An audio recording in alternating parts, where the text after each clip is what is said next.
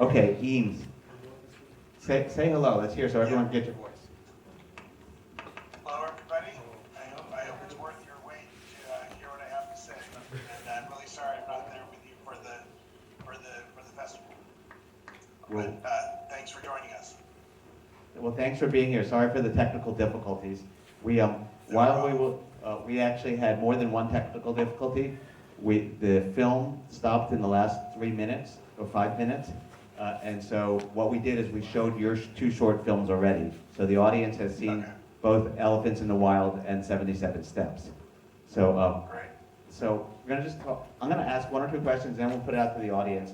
But just talk a little bit about how those films you made, kind of like things that you learned, from being around the Eames stuff, how they influenced you as an artist or storyteller. Okay. There are 5 kids in my generation, and we all were impacted by Charles and Ray in different ways. So not all of us became filmmakers, but we were all very influenced by the experience of the good fortune of having Charles and Ray as grandparents. For me, it was a real pleasure when we visited them in the office, to see them doing the filmmaking. My grandfather died when I was 16, and I heard he and I had always talked about, wouldn't it be great to come work in the office for a couple of years and learn more about their process and things like that. So that never happened, unfortunately. But I got a different kind of apprenticeship with them after my grandmother died, and I decided to be involved in taking care of their work, and I really did a deep investigation. So I think one of the things I grew up with was the idea that there are all kinds of films to make, and that not all films need to be a Hollywood feature or even a narrative feature. That there's some films that when you make that are just perfect at 3 or 4 minutes, and others that are perfect at 20, and others that are perfect at at feature length. And I think that was really great. And I also feel lucky that I grew up thinking that it was natural to express an idea through this medium. So I think that those are the ways I feel like I was directly impacted by being with them, and also just the general inspiration of their attitude and their commitment to work. They had a really strong work ethic, and yet they managed to be very fun and playful. And I think the thing that I think all of my sisters and my brother have all we recall is how they never talked down to us as children. They were always interested in what we had to say, and they were very curious people. They didn't brag that much at all, or really at all, about what they did. But they were always happy to show you what they were working on at that moment. And that made visiting that office very thrilling. And actually, most of the footage that you saw in the movie that you've just seen, which shows traveling through the office. I'm sure you remember, like in the beginning, there are a lot of shots of walking through the office. That was all footage that I shot after Ray died, and I made a 30-minute film called 901, which is really about the experience of closing the office and capturing its magic. And so that was kind of the first thing I did. That was something I did that was just important to me personally, and has turned out to be an important historical record. Well, it's great that you have that. I'm going to open up for questions, but before I do that, why don't you talk a little bit about your storytelling and your big project that you've been working on for many, many years. I was going to start to explain it, but you will explain it better than I will. Well, I have a project I've been working on for about 18 years, and it's called Kcymaerxthaere, and it's a work of global storytelling, and it's a story I thought it'd be very interesting. It's kind of like a novel with every page in a different place, and I love the idea of when you read something. Just about everybody in every culture in the world, when they read something, they visualize what they read. Not everybody, like 2 or 3% don't visualize what they read, and so it doesn't mean you're not smart or anything. It's like being colorblind. It's just a little switch in your brain. But most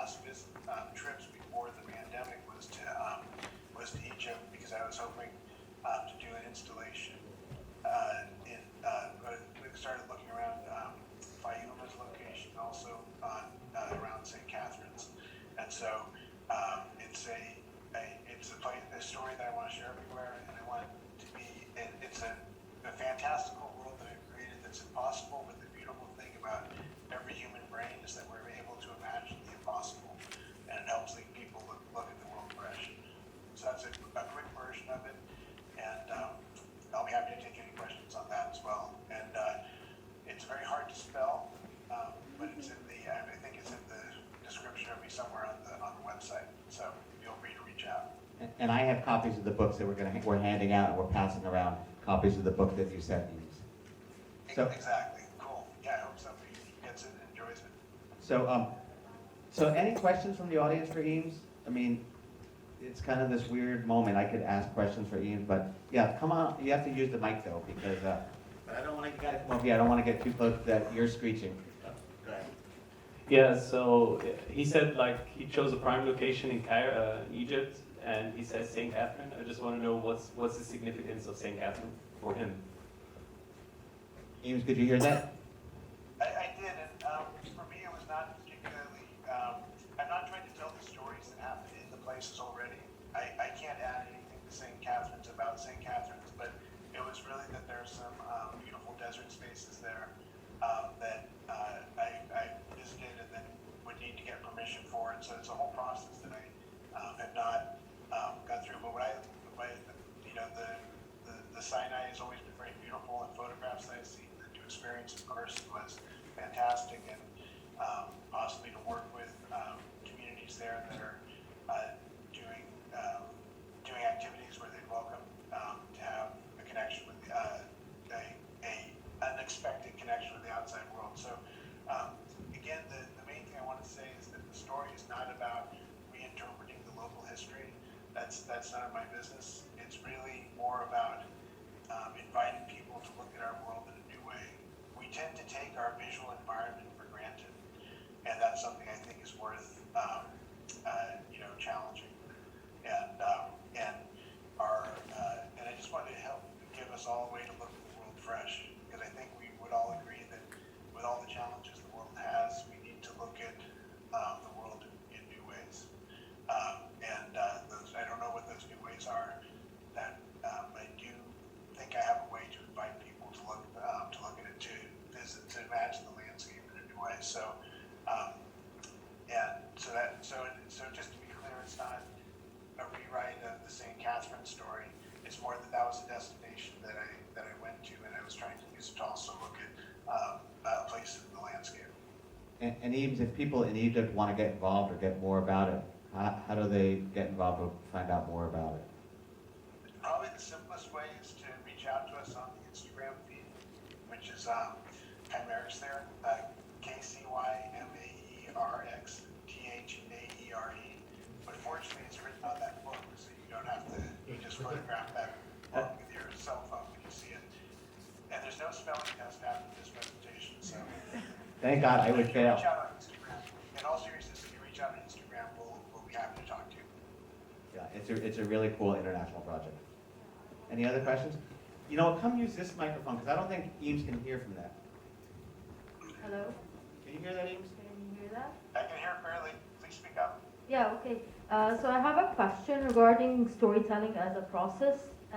Since the movie, it's been clear that your family has been surrounded by a great creative energy, and that storytelling was a process that has been passed down somehow from your grandparents to you. And as a person who grew up around storytellers, and storytelling has been a process that has been accompanying you since your very young age, what's your regard and what's your relationship with storytelling has grew up with you, and did it change and did it develop from you as a young person to you now?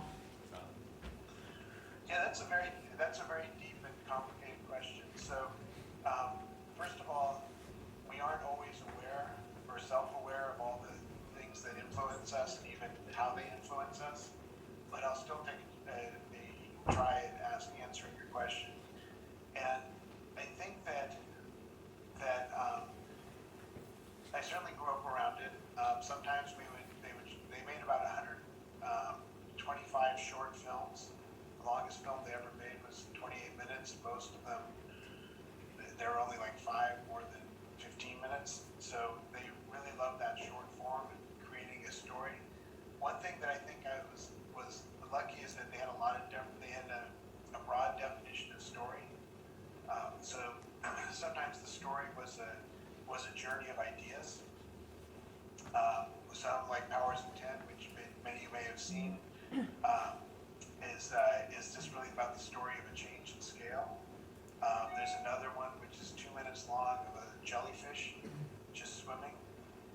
say, well, maybe it's more of a moment than a story, but it's just kind of inviting you into that world of the jellyfish. And so I think I grew up learning a lot of meanings to the word story. And so some are the communication, some are the stories that people told in that movie, but some can be stories of ideas.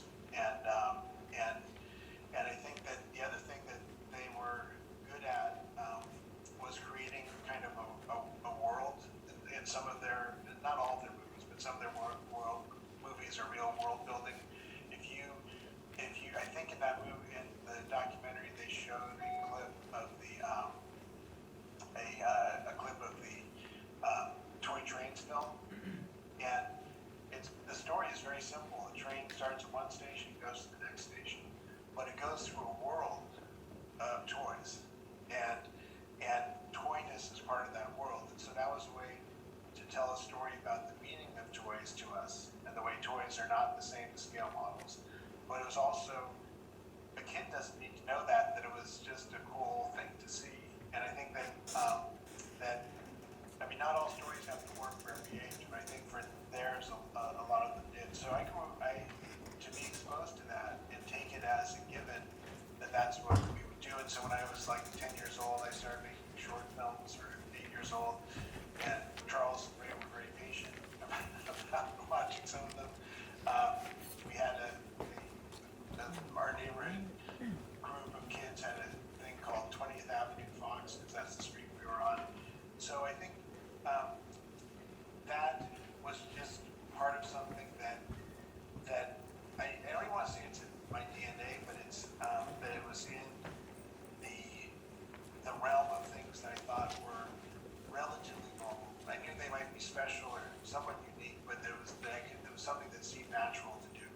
And so, as I say before, my other siblings have gone in different directions. But they're all pretty good storytellers. And I think so as I moved into my adulthood, I definitely I started making films. I made some features. We actually had a feature film was in the Cairo Film Festival 30 years ago. I was nearly trampled to death by a group of press at a press conference running to see Amitabh Bachchan instead of us. But he looked over us very nicely and was glad we had survived and not been trampled to death. So that was all part of my life. And then I started to explore this idea of storytelling through physical installations, and that's what became the Kcymaerxthaere projects. I thought, wouldn't it be cool if you could visit a fictional place? And then I started thinking about, well, we don't want to make it too complicated. We want to make it simple. And then I realized that with reading, we go to fictional places all the time. And I don't want to trick people. It's not about tricking people. I want people to suspend their disbelief. Nobody walks out of Star Wars because it's not a documentary.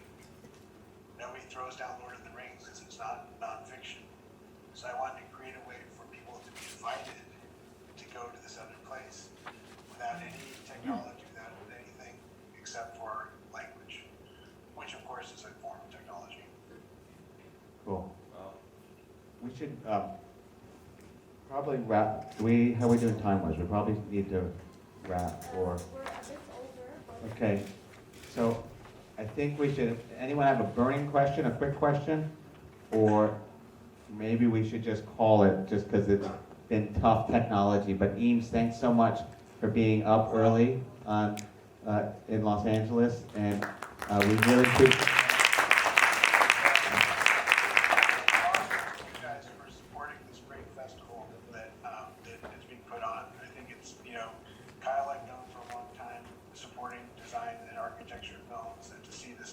Festival in Cairo, which I learned about through this process, I think is amazing, because we need to cherish this ability to see these stories and ideas together. So I look forward to meeting the team that put this together in person someday on my next visit, and I hope I meet some of you. But everybody in the audience should feel good, especially with all the reasons not to go places, to take the time to be part of this. And Kyle, is a shout out to you for leading the charge for architecture, design, films,